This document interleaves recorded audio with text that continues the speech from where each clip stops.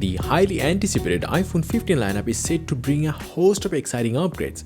According to Gurman, the most significant visual changes expected on the iPhone 15 Pro and Pro Max is the reduction of the bezel size. Now, he actually says that Apple will utilize a technology called LIPO to shrink the bezels from 2.2mm in size to 1.5mm. Now, that might not sound a lot of big change, but in reality, it will actually make it look much more futuristic. Now, this move actually brings Apple closer to its vision of all-screen phone. That's not all it.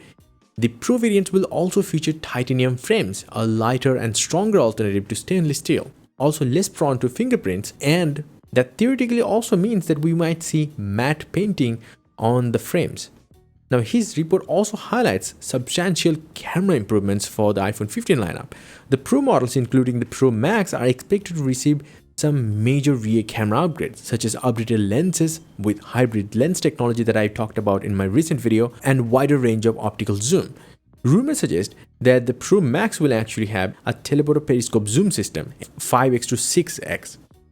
This is going to be a major improvement from the 3x telephoto zoom camera on the current Pro Max. And the standard models are actually getting an upgrade in the main camera department, while the iPhone 15 and 15 Plus will actually have 48 megapixel main camera. That's a huge improvement, even though it's not going to be as big of a sensor as the iPhone 14 Pro Max's sensor, but it's still going to be a 1/1.5 inch sensor compared to iPhone 14's 1/1.7 inch sensor. Definitely big improvement.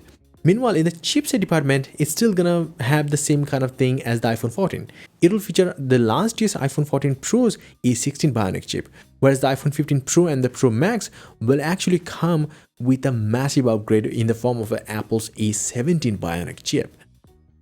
Now, Gurman also reveals that the iPhone 15 will have some interior changes. That means it might also feature the same removable back glass, making the repairs more accessible and cost-effective. Now, here's the thing, to meet the demand for the iPhone 15 line's OLED panels, because of higher demand Apple is expecting, Apple has already authorized Samsung to commence the mass production.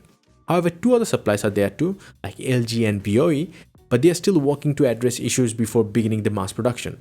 Now, we also know already that the iPhone 15 models, the standard models, will also come with the same dynamic island, so that's another big exciting thing.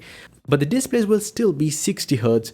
They're not going to be any high refresh rate displays, at least for the next year as well, according to Rossian. But another thing that is going to be common between all of these iPhone 15 models is the USB-C port. But there are going to be differences between the capabilities of the USB-C ports. Like the Pro models will offer Thunderbolt capabilities like the iPad Pros, but the normal models, those devices that doesn't even support ProRes video recording, will come with the USB 2.0 USB-C port, meaning that will have the similar speed of the Lightning cable. It's just a USB-C port, but at least it's a USB-C port. Now, multiple sources also indicated that the iPhone 15 announcement event will actually likely take place on Wednesday, 13th of September. And the pre-orders for the iPhone 15 models may commence on Friday, 15th of September. So when you're exactly going to get the devices, well, it's going to be 22nd of September. Approximately a week later than the iPhone 14 series release in 2022. Let me know your thoughts in the comment section below. How excited you are for the iPhone 15 series. And yes, if you want, you can get some crazy cool wallpapers up on my website. A link down below. Until the next one, bye and take care.